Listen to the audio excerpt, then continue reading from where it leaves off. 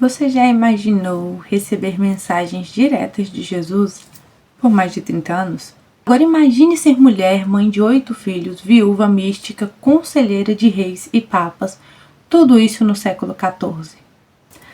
Essa foi Santa Brígida da Suécia, uma santa que não teve medo da verdade e menos ainda da cruz. Hoje você vai conhecer a vida, os milagres, as visões, a morte, a canonização desse gigante da fé que ainda fala conosco. Mas antes disso, vamos para o começo da história, não é mesmo? Brígida nasceu em 1303 na Suécia. É uma família nobre e profundamente cristã. E desde criança ela mostrava uma espiritualidade fora do comum.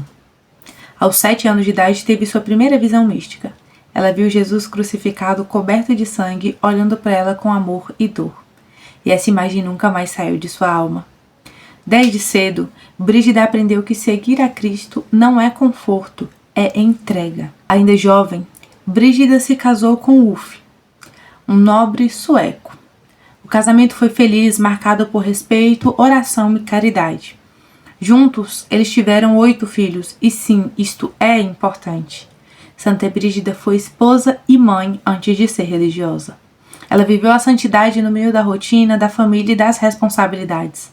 Uma de suas filhas, inclusive, também se tornaria santa, Santa Catarina da Suécia. Brígida viveu por anos na corte real da Suécia, convivendo com reis, rainhas e nobres. Mas quanto mais ela via os excessos e injustiças, mais seu coração se inquietava. Após uma peregrinação a Santiago de Compostela, seu marido adoeceu gravemente. Ulf sobreviveu, e os dois fizeram um voto de castidade e passaram a viver uma vida ainda mais dedicada a Deus. Pouco tempo depois, seu esposo morre e Brígida fica viúva aos mais ou menos ali 40 anos de idade. E foi aí que tudo começou a mudar. Após a morte de seu marido, ela começou a receber revelações frequentes de Jesus e da Virgem Maria. Essas revelações formariam mais tarde o livro conhecido como Revelações Celestes, um dos textos místicos mais importantes da história da Igreja.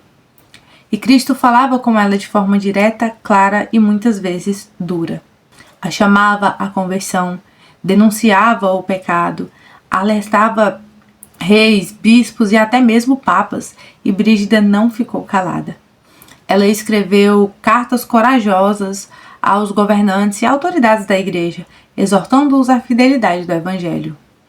Por inspiração divina, Brígida fundou a Ordem do Santíssimo Salvador, conhecida como Ordem Brigitina. Um detalhe impressionante nisso tudo é que o mosteiro previa homens e mulheres vivendo separados, mas unidos espiritualmente, algo extremamente ousado para aquela época. A regra da ordem foi aprovada pelo Papa Urbano V. Então, Brígida se mudou para Roma, onde viveu por cerca de 20 anos, dedicando sua vida à oração, à penitência, à oração espiritual e à defesa da reforma da Igreja. Ela viveu com grande austeridade, pobreza e profunda intimidade com Cristo. Mesmo doente e fraca, nunca abandonou sua missão. Santa Brígida morre em 23 de julho de 1373 em Roma. Após sua morte, seu corpo foi levado de volta para a Suécia, onde passou a ser venerado. Diversos milagres foram atribuídos à sua intercessão, tanto em vida quanto após a morte. Curas físicas inexplicáveis, conversões profundas, libertações espirituais, auxílio em partos difíceis, proteção de famílias e viúvas, e ela é especialmente invocada pelas viúvas, mães, famílias, pessoas que buscam discernimento espiritual. Santa Brígida foi canonizada em 1391, apenas 18 anos após sua morte. O Papa Bonifácio IX reconheceu oficialmente sua santidade. Em 1999, o Papa São João Paulo II a proclamou padroeira da Europa, junto com Santa Catarina de Siena e Santa Teresa Benedita da Cruz. Santa Brígida nos ensina que não existe idade, estado de vida ou condição que impeça a santidade. Ela foi mãe, foi esposa, foi viúva e em tudo foi totalmente de Deus. E isso nos leva a refletir até onde nós somos capazes de ir por Jesus, Até que ponto estamos dispostos a renunciar à sua vida por Jesus? Santa Brígida foi casada, viveu uma vida de castidade, de santidade, mas em seu momento de vulnerabilidade, ao invés de abandonar Deus, quando achou que ia perder seu marido naquele momento, ela mostra mais uma vez que o melhor caminho a ser seguido é o caminho de Deus. Faz um voto de castidade, tanto ela quanto o seu esposo, que sobreviveu à terrível doença. Eles fazem um voto de castidade e decidem viver ainda mais aquilo que Deus queria para eles. E isso mostra que, quando nós estamos dispostos a viver aquilo que Deus quer de nós, aquilo que Deus quer para nós, a gente pode dar um jeito, sim.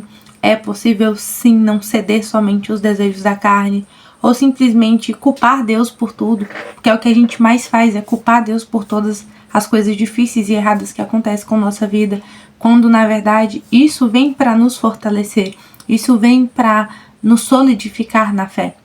E Santa Brígida é exemplo vivo disso. Ela não é um conto de fadas, ela é história da igreja, é história da humanidade. É alguém que passou por esta terra para marcar vidas e gerações.